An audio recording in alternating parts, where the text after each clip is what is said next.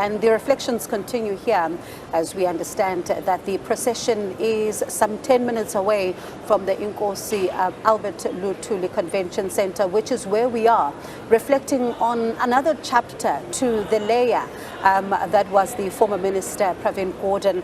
And another chapter was that of his time at SARS, Mzwai, as the Deputy Commissioner at some point and then Commissioner, and really being credited with the work that he did there. And it's befitting that we have the man who's heading up that institution right now. Actually, he'll be able to tell us if what he found there was exactly the foundations that he had expected.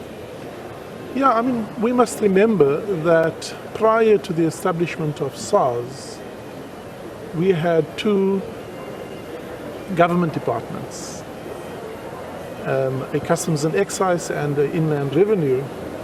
And not only were they government departments, they typified the traditional bureaucracy, which was administratively focused, inwardly oriented.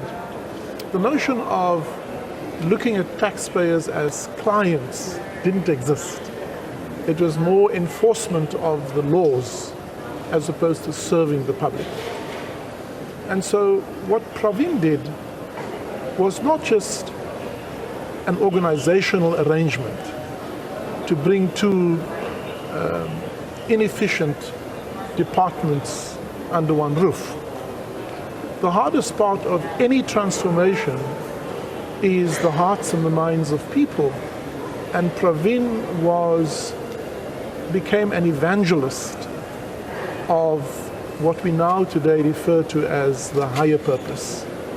He helped us all understand that yes, we administer laws, we collect revenues, we enforce where we need to, but the higher purpose of our work is not about that. Laws are cold and sterile.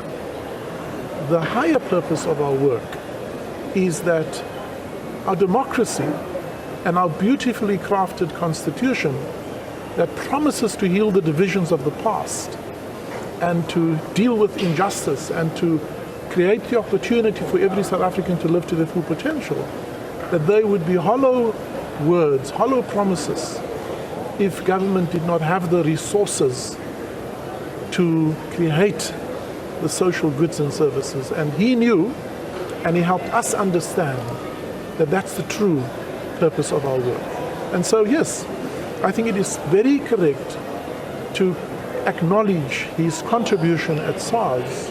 And when I sit in the same chair that he sat and walk the same path that he had walked, I remain mindful that I'm building on the deep foundational edifice that was laid during his 10 years. And of course, I had the privilege to be there for at least half of that time.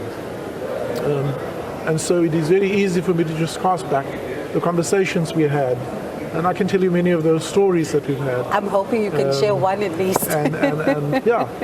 So. I'm hoping you can share one of those, those conversations that you'd remember, especially when you're now taking over. What does he say to you? Well, I mean, he was one of the first people I visited once the President appointed me. And his admonishment to me was, you know what to do. You've been there before. You know what we stand for.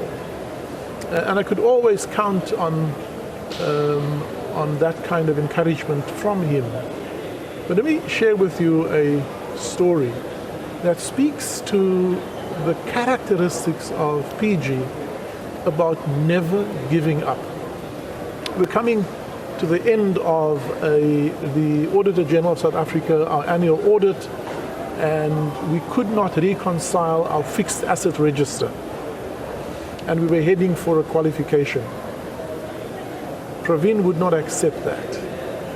I was then Chief Operating Officer, and he literally said, we will count every desk, we will count every chair, we will find every laptop, and cell phones were then, being kind of, we will find every cell phone, and we will not rest until we can reconcile the asset register, fixed asset register, to the physical verification.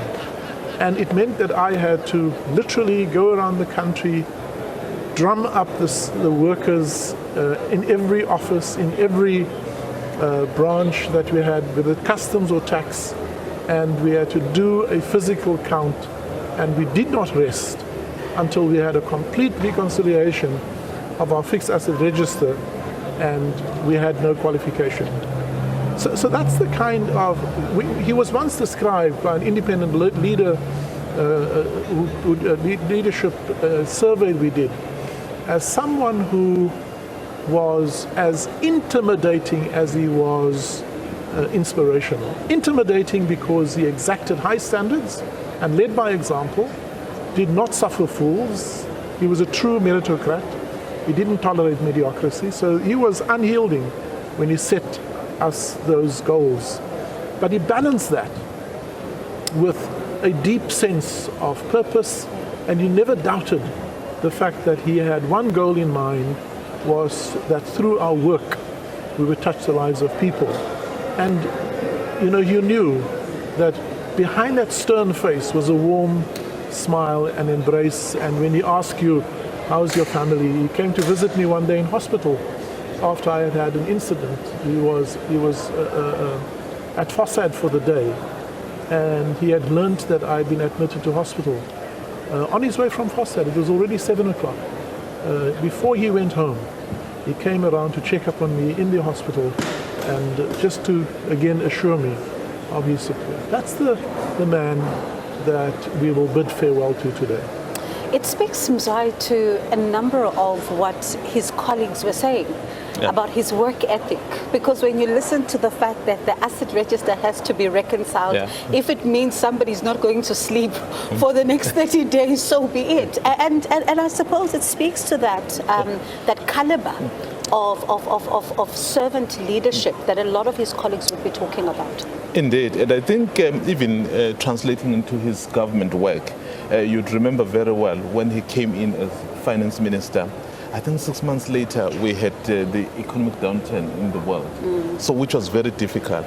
But because of the kind of principles and I think that we are speaking about, so we were able to have the shock absorbers, and then somehow our economy was able to somehow weather the storm because of the institution that had been set up.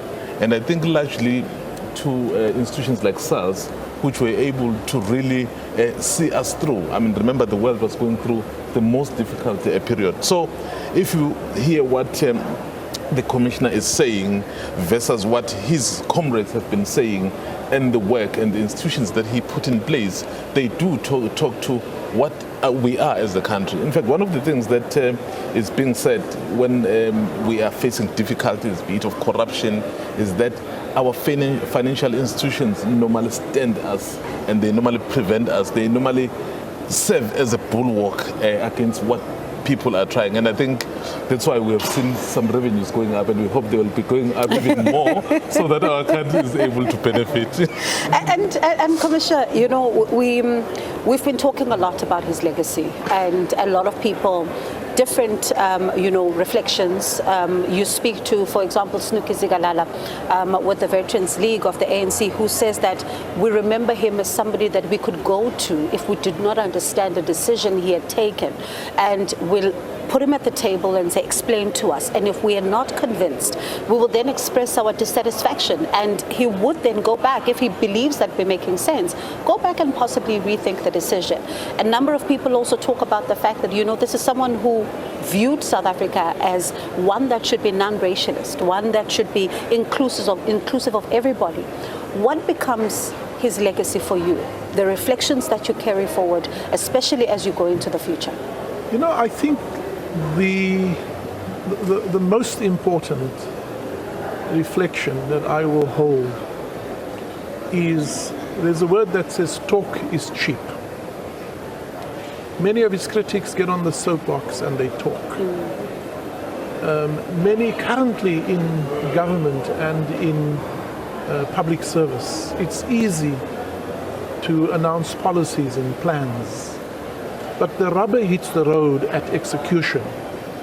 When you're able to translate a plan that you have conceived, mobilize 12,500, at the time almost 15,000 people when he was at SARS, into a unified action around a single common purpose.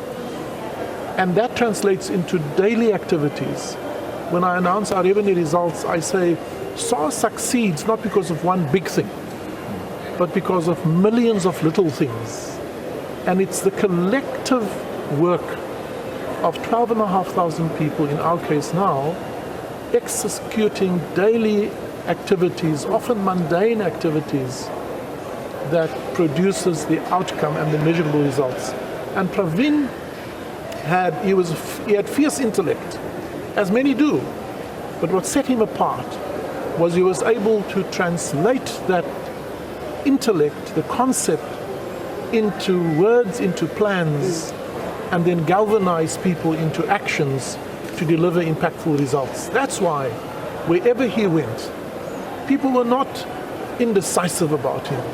They loved him or they didn't like what he was doing, but almost always the line that separated one were those who were committed to the same cause as opposed to those who wanted to undermine that cause. And how then do you respond to those who talk about his legacy, reflecting on, as you say, did not like his approach, did not like what he did, and simply say that some of the institutions through their vantage point, for example, were broken down and he could not exercise effective leadership, according to some? How do you reconcile those who've got that view about his legacy? I mean, you mentioned now of one of his former colleagues saying that if you did not understand, you could engage him. Pravin would never shy away from a robust engagement to share his ideas, to sell his ideas. And yes, you could not come in there and shoot from the hip. You had to do your research. I remember many, many mornings when I had to go and provide a plan which was maybe a deviation from what he shared. You could not go there just with a whim. You had to think through, find the evidence, and make a strong argument. And whenever you made a strong argument, he would concede, and he would, because he was also agile and adaptive. Pravin was not a slavish ideologue. He was a pragmatist. Yes, they refer to him as a communist, as a Marxist, and I think that is true. That's where his roots were.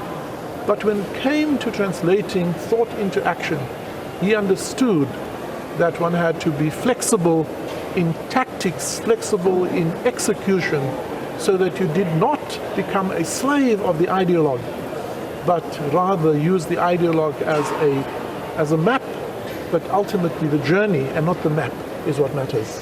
Thank you so much, Commissioner, for sharing your reflections with us this morning. I appreciate it. That is the SARS Commissioner there, Edward Kieswetter.